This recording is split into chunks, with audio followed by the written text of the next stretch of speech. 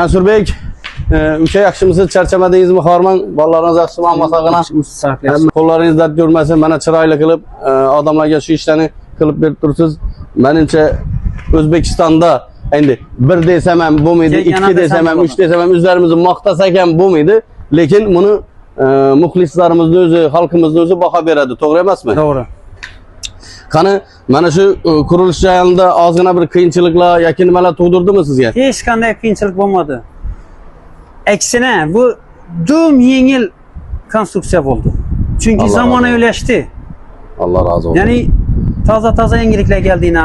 Hali Xorazmda yo'q, O'zbekistonda yo'q desek ham bo'ladi. Dinishcha mo'jalar qildik mana. Buni dum ikkili konsullarimiz dinishcha mo'ja uchun. Ay malak. Bir yanında birli konsolumuz. 3 shlanka bilan ishlaydi bu.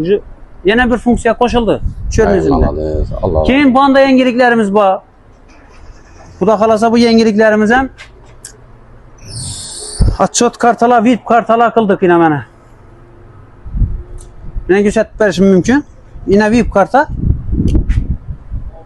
Xohlaganingizcha, xohlagan funksiyada xohlaganingizcha daqiqa beradi. Malol mashinani VIP holatda yuvishingiz mumkin. Mana vizib operator. Уже bom yangilik desam bo'ladi. Vizib operator уже berini boshqarib o'tirgan operatorga chiqadi to'g'ri bassa. Muammo deb keladi qarsa. Shu boksdan chiqadi, 6-boks bu.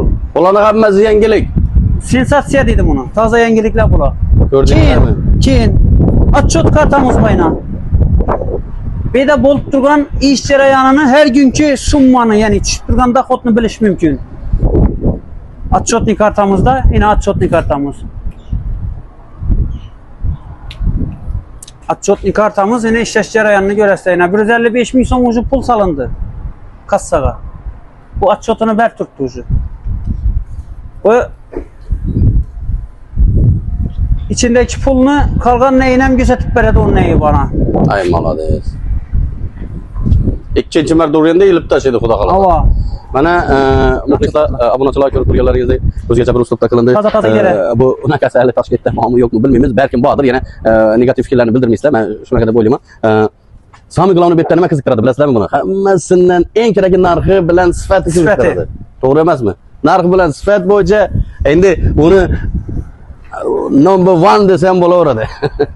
Rahmat e'tiborlaringiz uchun. Karkalem bilan qolinglar, xizmatdamiz. Har doim xizmatdamiz.